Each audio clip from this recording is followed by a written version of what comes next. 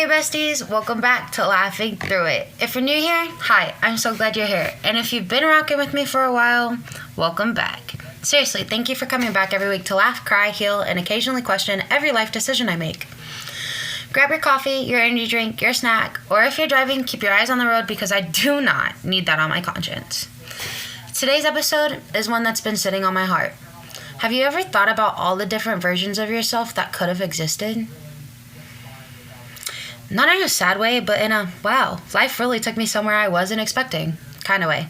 Maybe there was a version of you that would have gone after that dream job. Maybe there's a version of you that would have left a relationship sooner. Maybe there was a version that never would have doubted themselves. Or maybe there was a version that would have believed they were enough the entire time. I think we spend so much time mourning relationships, opportunities, and people that we forget we also mourn versions of ourselves. And honestly, I think that's one of the hardest griefs to explain. I look back sometimes and think, who would I be if I hadn't spent years worrying about what other people thought about me? Who would I be if I wasn't so afraid of failing? Who would I be if I trusted myself sooner? I don't know. But here's what I realized. That version of me isn't gone. They're just waiting on me to catch up. And maybe that's true for you too. You guys know this podcast started as something completely different. It was supposed to be about my weight loss journey. I thought we'd mostly be talking about workouts, eating better, staying motivated, all of that. And don't get me wrong, that journey is still important. But somewhere along the way, I realized I couldn't change my body if I never changed the way I talk to myself. Because you can lose weight and still carry insecurities. You can hit goals and still feel empty. You can finally become who you thought you wanted to be and still not like yourself. So this podcast changed. Not because I quit the journey, but because I realized healing had to come first. And honestly, I think that's made this podcast so much more real. Can we also talk about how nobody prepares you for adulthood? I genuinely thought adults had everything figured out.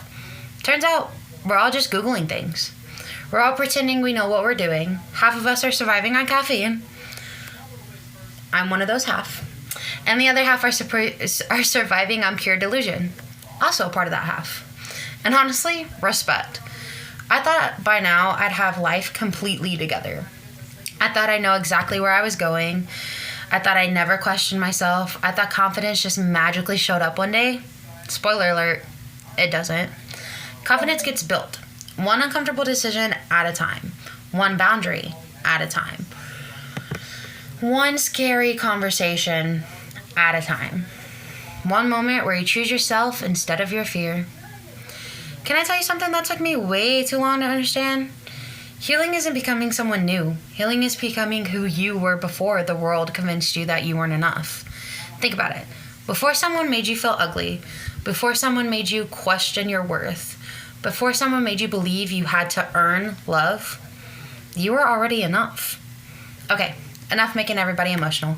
Let's lighten the mood for a second. Here's something I've learned recently. The gas station is basically a reality TV show. You meet every personality imaginable.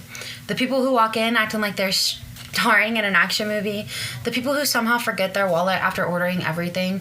The regulars who tell you their entire life story before 7 a.m. And somehow, I leave every shift with at least one story that makes me question humanity. Honestly, if I ever wrote a book, half of it would just be things I saw while working at a gas station. Like, genuinely, it's the weirdest job to ever have. Old people become your best friend, especially the ones that come in at like 3:30 in the morning. Rock it. Like, their stories are so funny. Side note. Your girl's in the dating scene, right? Trying to find her mate or whatever. Her soulmate. Just kidding. I'm not actively looking. But anyways, your girl's like flirting around because she's single, right? So I flirted with a biker. Actually, two bikers, but we'll get to the second one here in a little bit. First one. His name starts with a T. We're not going to name him because I don't need him accidentally coming across this and finding it. And then coming at me. But it was like, I want to say 3:45 in the morning. And he came in on his bike. And I didn't hear the bike at first, which was kind of funny since it's literally dead during like overnight shifts. But he came in to use the bathroom, and I saw his helmet, and he was like, hey, how are you? And I was like, I'm good, how are you? Blah, blah, blah, blah. And we just kind of, like, kept talking. And he had this really pretty smile. He was a blonde. And when he went to the bathroom, I, like, saw his helmet in his hand, right? And was like, ooh, bike. And so I, like, snuck out of the gas station to go look at his bike. And then I came back in, and as he was coming out, I was like, you have a nice bike. And he goes, oh, thanks. And I was like, we were talking about it, and I was like, does she sound pretty? He goes, yeah. I was like, do you care to show me? Girl, when I tell you this man and I went out into the parking lot, he started his bike and rubbed it for me because I asked. And I was like, oh my God. And then I asked him if he needed a backpack. He said yeah. And then he asked me if I rode, and I said no because I prefer riding the biker instead of the bike. And he was like, oh yeah? And then we talked for a little bit longer, and then he had to go. So your girl's she's trying to flirt. She's trying to not run away when people flirt with her, or match her energy when they do flirt, because that's the thing she does. And then the second biker, I was working on 4th of July. Oh, also, hope everybody had a safe and happy 4th of July. But I was working on 4th of July, and there was another biker that came in, or that was getting gas, and I caught him before he left. And I was like, I like your bike. And I was like yelling out the door of the store. I was like, I like your bike. He goes, thanks. I said, is your name Aiden? He goes, what? I said, what's your name? And so he told me his name. And I was like, how old are you? And he told me his age. And I was like, you got a girlfriend? And he goes, no, I'm married. And I was like, fuck. And I was like, well, I like your bike. And he goes, thanks. What's your name? And so I introduced myself to him. And he was like, you have a safe 4th of July. And I said, you too. And then he left. So that was really fun. I was very disappointed. Me and my coworker were like gawking hard too. Like staring hardcore at this man while he was pumping gas. Because I was like, girl. We were gawking so hard. But yeah, so that was fun. And then, what else happened? Oh, I went out with one of my friends on Thursday, and I got to flirt a little at the bar and actually be my age. So that was also fun. We're in the middle of moving, which is why this episode is late this week. That, and I worked a lot. So that's also fun. I'm trying to think. Oh, we're also going to do Laughing Through It challenges. Not just the challenge that I said last week that I'm doing to like build the studio, but actually doing challenges. Like I'm challenging my listeners, and we're gonna see how this works.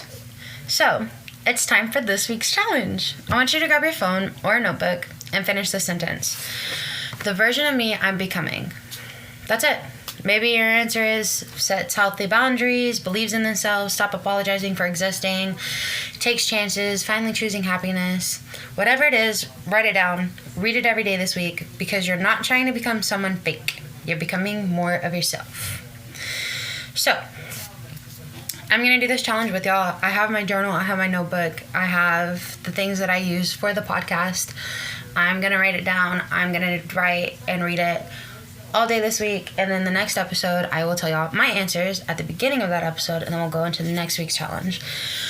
Hopefully next week I will actually get this podcast episode out on time instead of almost into the next week. But before we wrap up, I need you to hear this. You are not behind.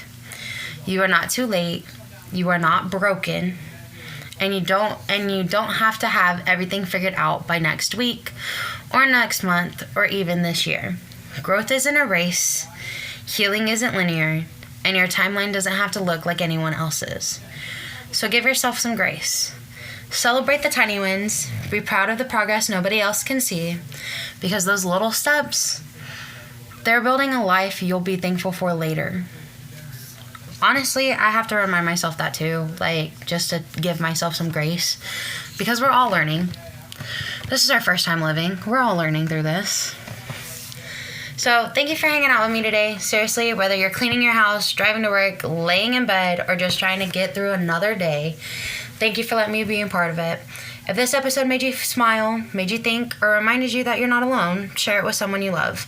And if you haven't already, follow the podcast so you don't miss next week's episode. I love you guys so much. Take care of yourselves. Keep showing up. Keep choosing yourself. And as always, keep laughing through it.